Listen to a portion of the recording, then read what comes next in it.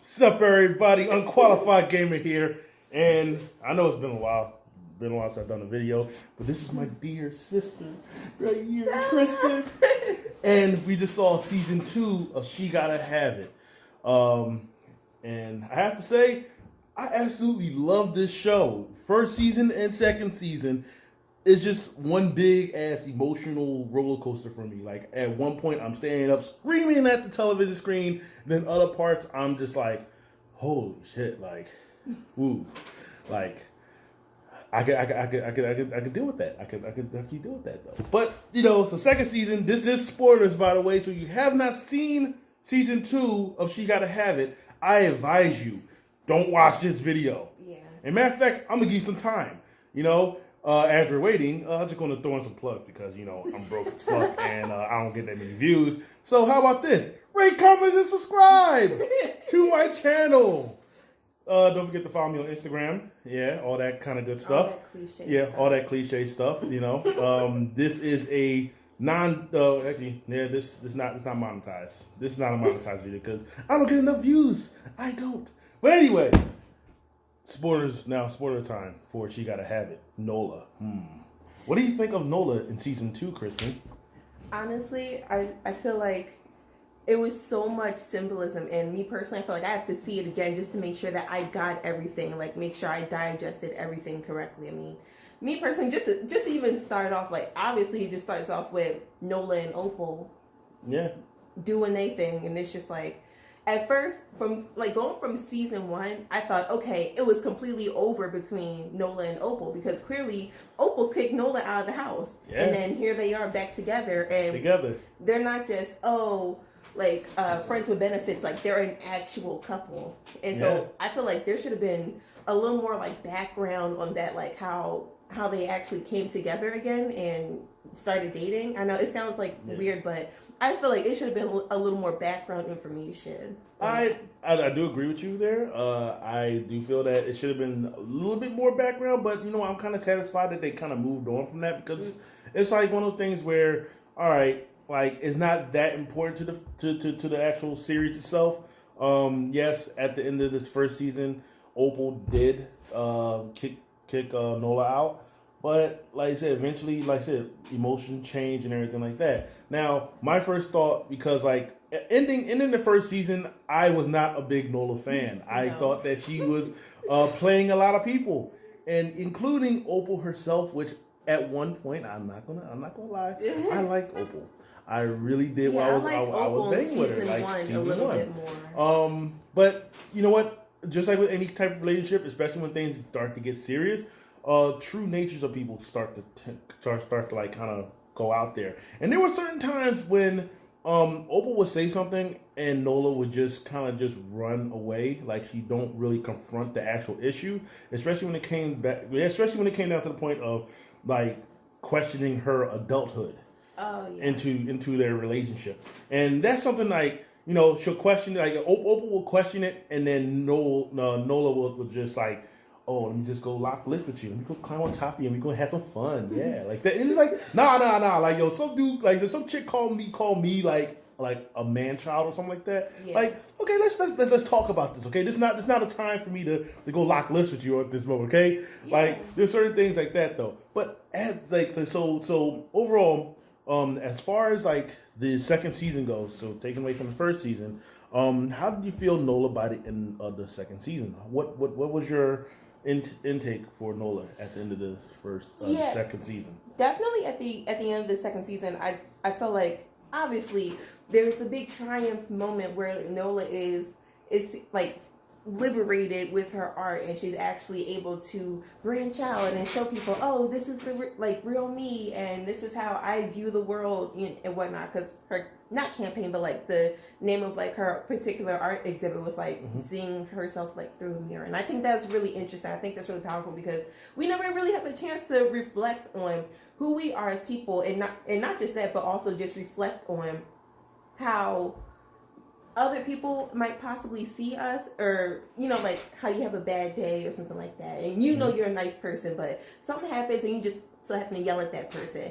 You like seeing yourself through a mirror, you want to reflect on that. And I don't think a lot of people really get a chance to reflect on the good and the bad things that they do to people. So obviously, I think that was really cool, and I think it was really nice. You know, she went to Puerto Rico and she got a chance to, you know, really bask in like, or gaining knowledge of like the orishas of the Yoruba religion. I think I'm definitely pronouncing it wrong, but yeah, she got a chance to do that and really bask in like the glory of Oshun and really understand like who she is as like I believe like a deity or whatnot, or a goddess.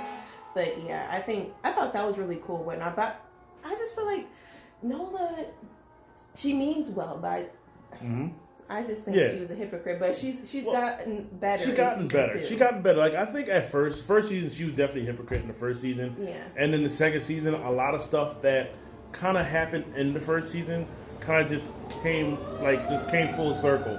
And I think there might be some type of fire somewhere, but you know. That's not funny, but it was. Yeah. It just kind of like got in our way. Yeah. Okay. Well. But anyway. I don't think that she's like, you know. I think the second season.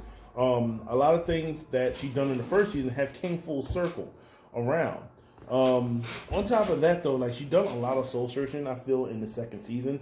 Not really hopping from relationship to relationship really in this season, which I'm actually happy for because she definitely needed to work on herself. In her self presence, especially with her friends, stuff like that. Now there was actually one major thing that I absolutely loved because Spike Lee. Oh my God, I love it when shows. I'm a sucker when it comes to shows connecting other movies and other things that the creator have done. So Mars, he's my favorite character. Yeah, Mars is definitely true blue. I mean, yes, he got a lot of maturing to do, but he's just true to himself. And the thing about it is that his character, right? So they go to Puerto Rico.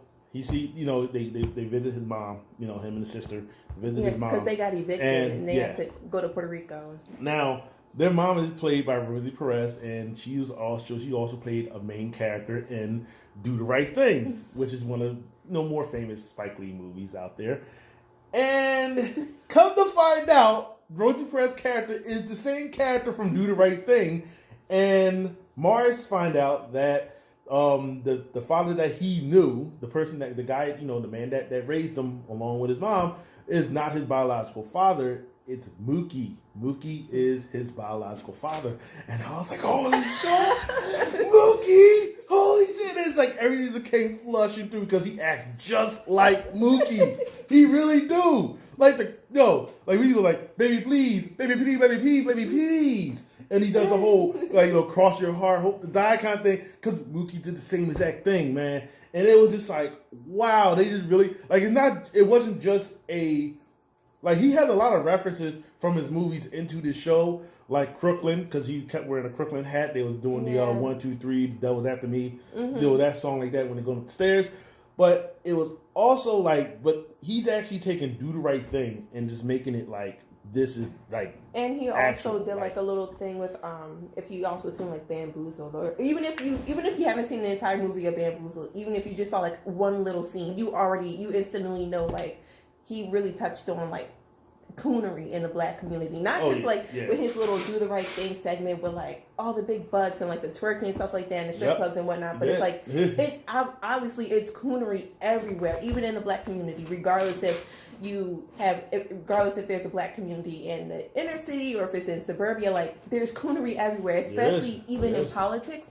And some people don't even know, but it's like you have friends all your life, and the one moment where your friend gets into like a higher position, like a higher political position or something like that, then they just change, and people let money get to their head, and they let power get to their head, and they will do anything to break you down. Even if they're your best friend, they will, break you down just to look good in, in someone else's eyes. Yeah, they're right though. But overall though, second season was fantastic. Nola has definitely became a better character in my opinion. She's actually grew a lot, and I think a lot of people can take a lot of things away from this show. Just even if you're doing well or if you're not doing so well, like the way how I looked at it was, it's a lot of things that I feel that Nola don't appreciate, and I feel that a lot of people are in that and can be in that same boat, you know, because it's like I feel that a lot of the solution that she kind of just put herself in, and it's kind of just like I feel that it's like, hey, all you have to do is just do something simple just to get yourself out of the situation. I feel that Mars' character was the most genuine character, the most genuine person out there, because this man have it hard, and he be hustling out there, and at the same time, this man still out there and still has a smile on his face. And when he sung that song at that little venue thing, he wrote that. Song, I mean, right? And it's like, yo, like that's true. Like, you know, you cry today to smile tomorrow, and what I took from that is something that I like living by, because, you know, sometimes, like I said, the world can be completely terrible for you, regardless of what your lifestyle is. But you smile the next day to move on. You have to learn how to move on, and that's what Mars is doing, especially after the bombshell that was landed to him with Nola's friend. Yeah. Because in the first season they was going out together. He didn't realize that she was pregnant. I think her name is Cleo. Something like that. Yeah. Clarissa or something. Yeah. But like, she was pregnant and didn't tell Mars that was a child, and then wound up aborting the child without him even knowing. And Mars is hurt from that. And what, like, any man would really, like, who is that genuine would be hurt from that. I mean, yes, granted that I do believe that it is the woman's decision, because she's the one who's carrying the baby, not the men, not us. But it's still common courtesy to just at least let them know if they want to be involved. You know, I just feel it's just common courtesy from that standpoint, though. And then that was his way of moving on from that situation, because after that, you really don't hear anything about that anymore. He don't really, like, he don't hold on to a lot of things. And that's what I really like about Mars. And I really want, at the end of the day, I really do want Nola and Mars to be together. Yeah. But to be honest and to be for real, I don't think Nola is good for Mars, to be honest. Mars, I feel that Mars is somewhat too good for Nola, to be honest, like, in my opinion. Well, I mean, I feel like, me personally, I have not seen a character that is a good match for Nola, which is why she's been, like, out of luck with everybody, like, with all her partners. Like, everything just went to complete shambles with them because they weren't a perfect match. And clearly, it was just a physical attraction. I think that's something that Nola had a hard time trying to admit to herself. And I feel like, once again, like, going back with the mirror thing, trying to do that reflection, it's like, even season 1 or season 2, I feel like she didn't really have that reflective moment, or just think to herself, like, why am I attracting people, or why do I feel attracted to people that, you know, that I can only gain a physical attraction from? If that makes sense. I mean, you manifest everything. That's basically what it is. And me personally, I feel like, not to get too deep into it, but I feel like, okay, maybe she had, like, some kind of childhood trauma that we don't know about, which, you know, influences her to select these types of people, which brings her bad luck. In my opinion. Yeah, hopefully they do a season 3, because I do want them to continue that. I do want them to continue this series, because I think this series is definitely a reflection to our generation, especially when it comes to just us being as adults. Because let's face it, man, our generation is fucking screwed. When I mean by screwed, I'm not talking about, like, we're screwed out of existence, but we got screwed out of getting the short hand of the stick of us being adults. Like, we don't have the same benefits as our parents had when they was our, like, we can't pay for college, as a waitress. Yeah, we don't, like, yeah, no, like, you know what I mean, like no shade though, but that's the honest, that's the God honest truth though. And, you know, like, you just can't work one job at a department store and be able to pay your whole apartment rent from that either, you know. But like I said, but I feel that this show right here is a great way to kind of reflect on us, because there's things where Nola is doing that I can see myself doing, and I get angry because I've done that, you know. But this show entirely though, including, like, the second season and first season, it really captivated me. And I think Spike Lee did a fantastic job of recreating his first movie. Because if you didn't notice that, She Gotta Have It is his first was his first film, and he took that, modernized it, made a series. I think the series was a good idea, and I think the series was a fantastic idea. And like overall, man, like second season was on point. Just like the first season, I was an emotional roller coaster. I was yelling, I was getting up, like we were yelling. Like really invested, emotionally invested into the characters, and this just really makes me really shows that I'm really into this show. And if you're into the same type of stuff, if you like Spike Lee, Spike Lee joints, like you want to say that, you should definitely give the show a shot. And if you haven't seen second season, go see second season. But I'm pretty sure if you haven't seen this, make sure that you don't watch the video until you actually seen it. I'm pretty sure you saw that, like, when I first heard the video though. So let's. I just thought of another thing to add. Go ahead. Like.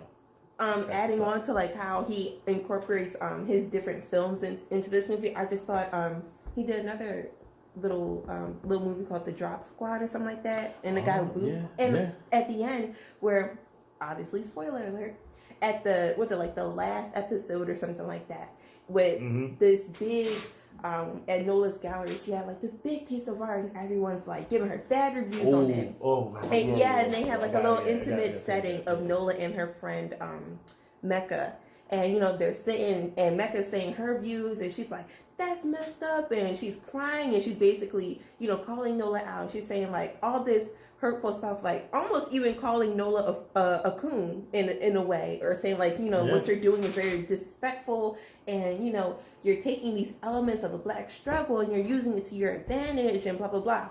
And that just made me think of like the Drop Squad, where was it the guy Boo Boo and his sister or like his cousin, and they're like outside at the outside the house at the barbecue, and she's like yelling at him and he's yelling at her, and it's like it's two different ideals going on. To add on to that last scene, because I almost forgot, I was about to end this video without talking about this, and this is something that we need to talk about right here. And this is just my personal cinematic views.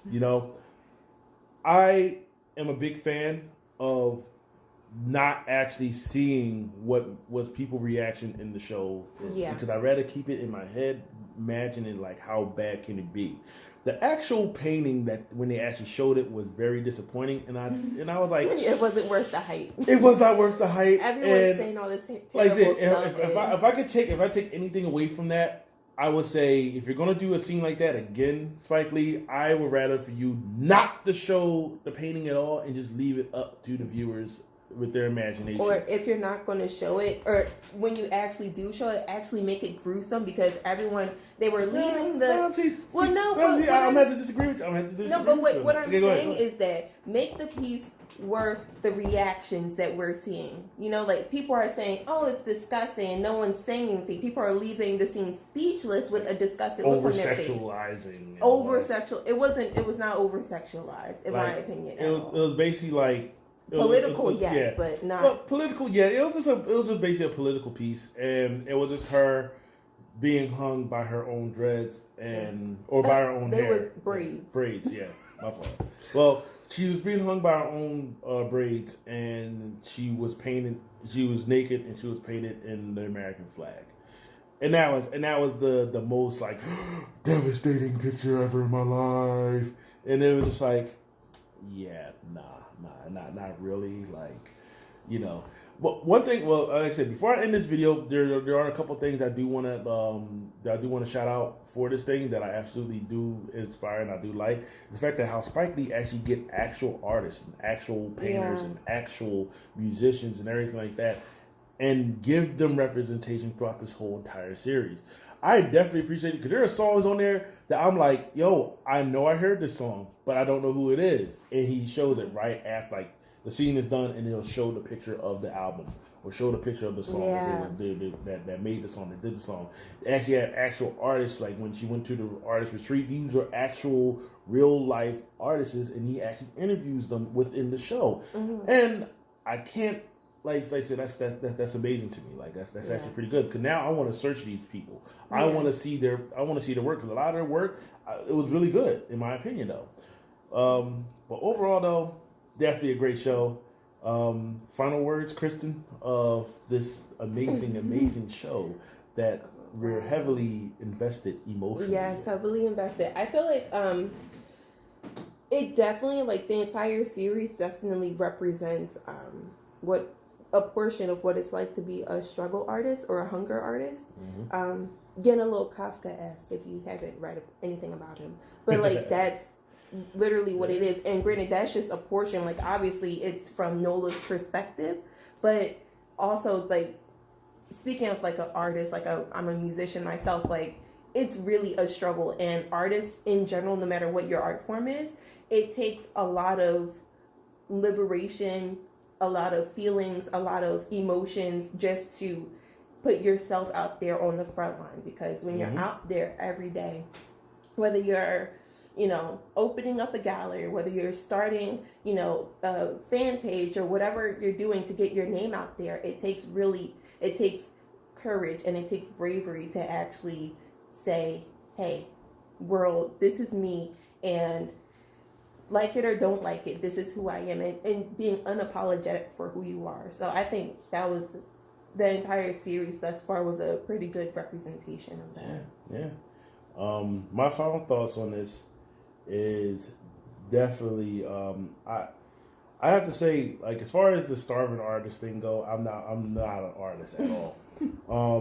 But like I said, I do believe in self-happiness.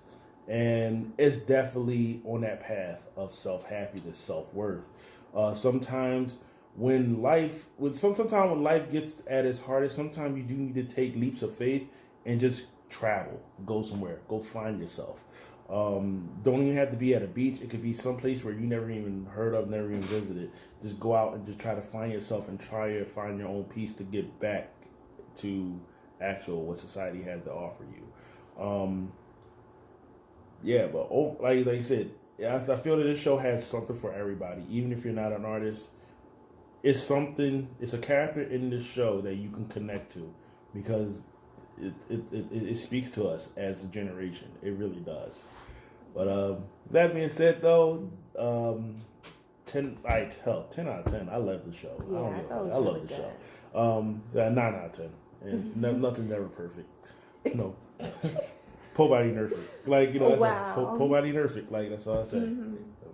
But that's it though. That's our review. So go out and see it.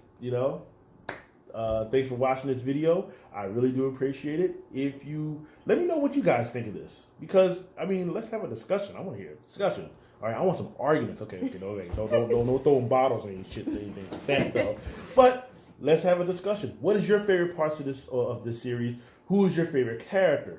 What kind of feelings did you get? Did you get hyped? Did that I don't give a shit, like all that kind of stuff like that? Let me know in the comments below. And don't forget, I'll be trying to make more videos. No promises though. But if that's the case though, don't forget to rate, comment, and subscribe. And I will see you guys next time. All right. Peace out.